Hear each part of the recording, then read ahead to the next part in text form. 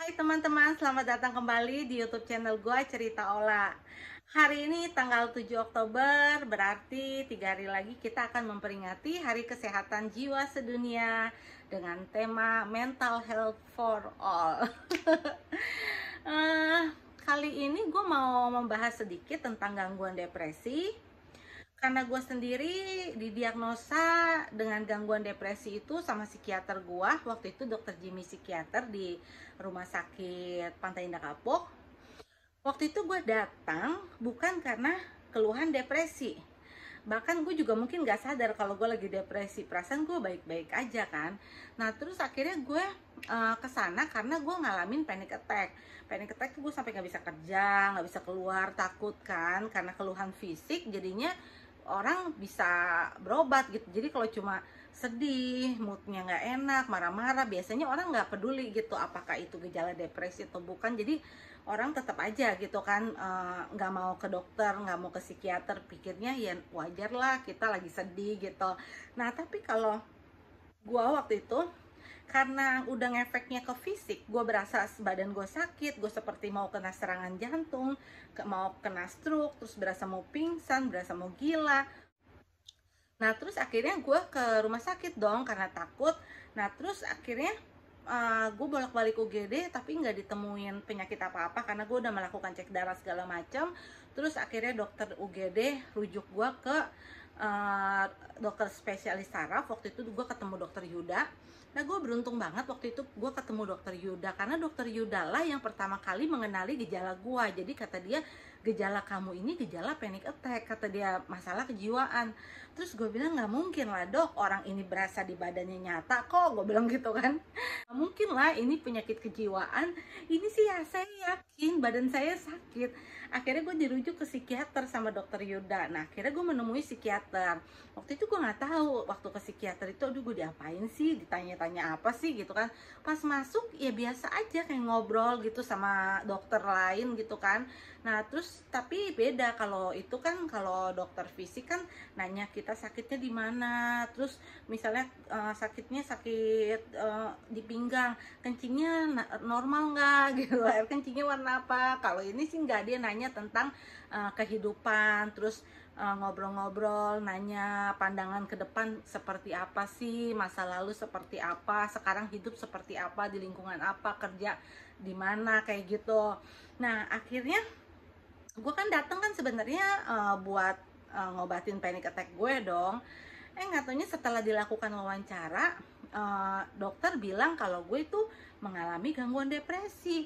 Gue kaget dong, loh kenapa depresi dok, kan saya datang ke sini panic attack, kok kenapa berubah jadi depresi, kata dia. Ya tadi saya ngobrol sama kamu itu tanda-tanda depresi, kata dia gitu kan. Gue bingung, saya ngomong apa, saya kan nggak nangis dok.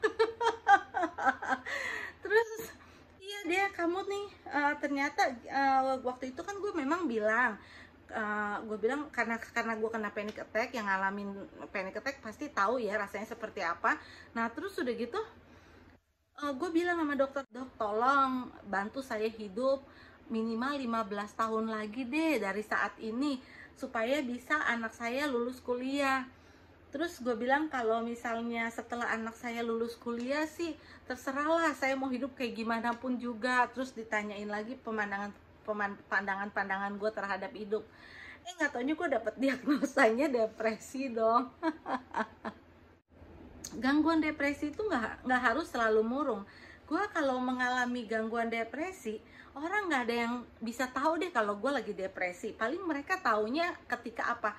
Ketika gue udah nggak mau ketemu mereka, gue nggak mau jawab telepon mereka, jawab WhatsApp mereka. Nah itu biasanya mereka udah mulai tahu. Teman-teman lari gue biasanya sih udah pada tahu kan, karena gue setiap berapa lama nongkrong sama mereka, habis itu gue 2 bulan hilang deh tuh. Dan gue ngabisin waktu sendiri aja, gue nggak mau diganggu, nggak mau balas WhatsApp. Kadang-kadang gue keluar dari grup WhatsApp kan karena terlalu berisik menurut gue. Nah terus kadang-kadang orang yang mengalami gangguan depresi, ciri-ciri lainnya ya, gejala-gejala lainnya itu adalah biasanya mereka nggak fokus di tempat kerja. Jadi selain dari yang murung itu ya, murung, terus nggak ada kehilangan hobi gitu, tiba-tiba nggak semangat lagi sama hobinya. Nah ada juga yang ternyata kita ngajak ngomong nggak nyambung gitu. Biasanya dia nyambung, diajak ngomong kan, biasanya dia pinter, terus tiba-tiba dia nggak bisa ngerjain pekerjaan sekolah, nggak bisa ngerjain kerjaan kantor, terus juga makannya berlebihan atau nggak mau makan sama sekali, jam tidur juga dia kalau tidur terus atau malah nggak bisa tidur sama sekali gitu. Jadi memang banyak sekali gangguan depresi itu gejalanya. Kita suka nggak sadari karena kan pikir kalau lagi makan, apalagi kan di budaya Indonesia kan, paling makan mulu deh lo gitu kan, lo nggak mau makan mati deh kan. Padahal itu bisa aja mereka sedang mengalami gangguan depresi. Nah,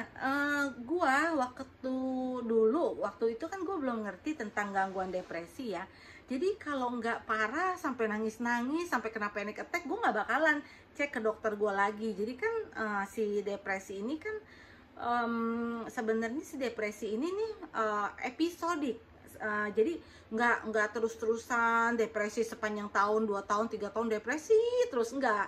Ada kalanya pulih gitu kan, cuma nanti dia bisa kambuh lagi, jadi episodik. Nah, ketika kita mengalami kekambuhan itu kan biasanya berapa bulan tuh depresi baru bisa pulih. Nah itu disebutnya episode depresi. Nah memang begitu, jadi nanti hilang, nanti muncul lagi, nanti hilang, nanti muncul lagi. Nah semakin lama gue bergabung dengan komunitas peduli skizofrenia Indonesia, di situ banyak kita saling sharing, saling support, dan akhirnya gue udah mulai bisa mengenali gejala depresi. Jadi kadang-kadang nih kalau gue udah mulai nangis terus kan tiap malam kan, gue nggak nyampe 2 minggu gue udah langsung ke dokter, karena gue mikir biar cepet pengobatannya, karena kalau lagi depresi itu bener-bener capek banget. Buat ngelewatin hari-hari itu terasa lambat banget. Nah terus juga pengobatannya, kalau pengobatannya gue sih biasa dikasih sertralin sama dokter gue, sama psikiater gue. Dulu waktu gue belum ngerti-ngerti banget tentang depresi, jadi kan kalau depresi datang tuh gejalanya gue nggak ngerti kan, ya udah tahu-tahu udah depresi aja kan. Nah biasanya kalau udah begitu gue udah kena panic attack segala, terus udah gitu berasanya mau mati, pengen bunuh diri terus. Nah itu baru gue konsul kan. Nah terus pengobatannya seperti apa? Waktu itu gue minum obat, waktu itu Zoloft. Katanya sih sekarang di rumah sakit Dr. Andri sih udah nggak ada Zoloft ya masuk ya, entah udah nggak produksi atau gimana, gue juga nggak tahu. Dan waktu itu gue minum Zoloft. Ketika gue konsul dengan Dr. Andri, itu buat penyesuaian obatnya butuh 4 hari. Jadi penyesuaian obat maksudnya kan kita pas pertama minum ya obat gangguan jiwa itu kadang-kadang rasanya nggak enak, kita bisa mual, terus kayak tremor, terus kepala kayak melayang, atau ngantuk terus mulut juga kering gitu kan, terus bisa mual, muntah.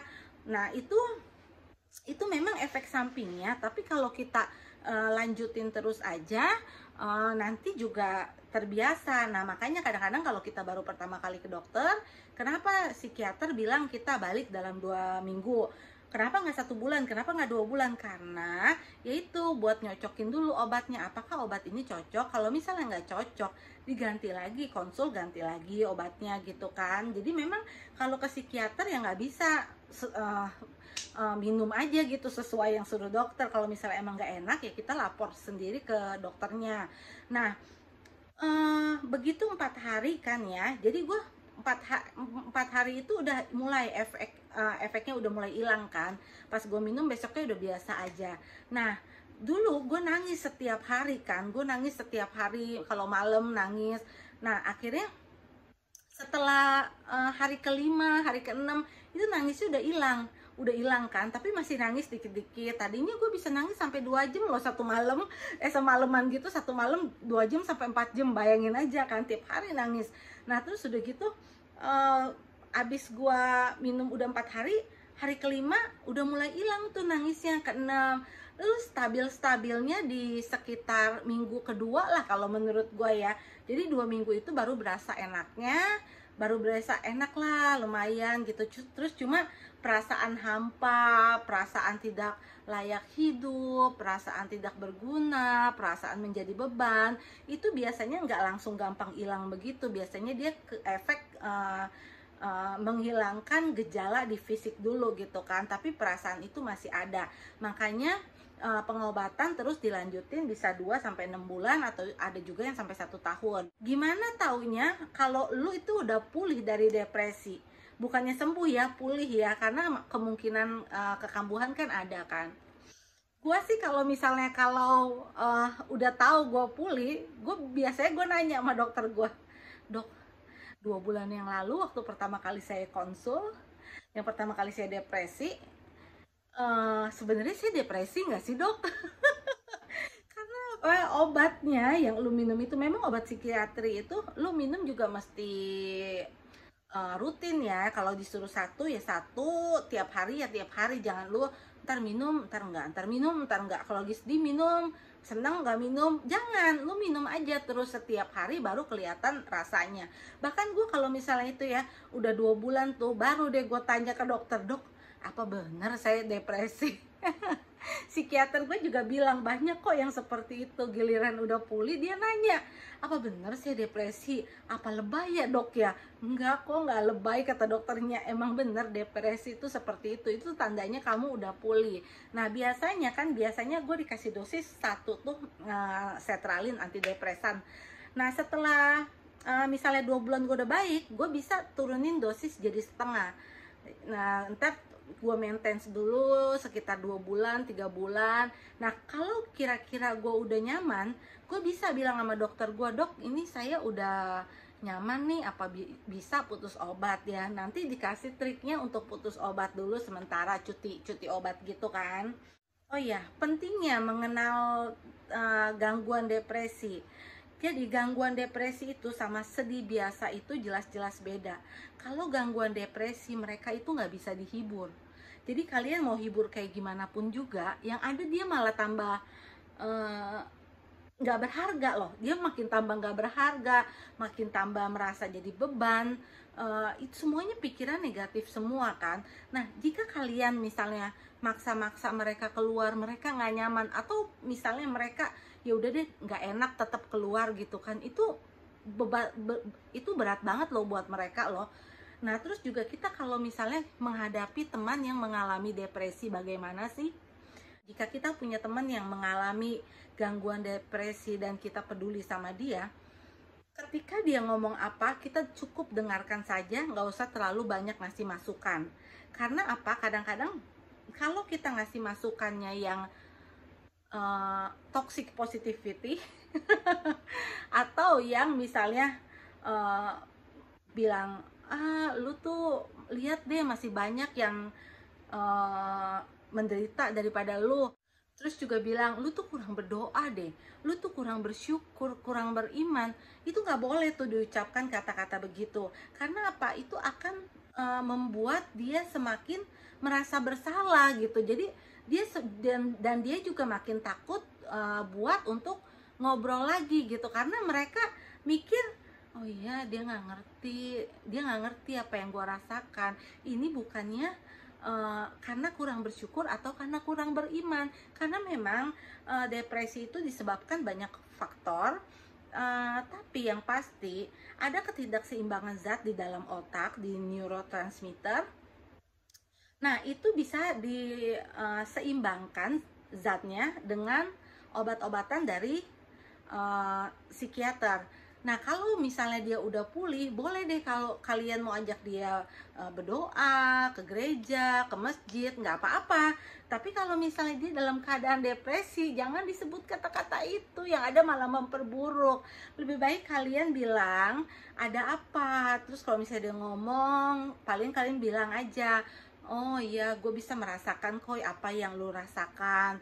Tapi kita ngomongnya mesti tulus, karena orang dengan gangguan depresi itu peka loh.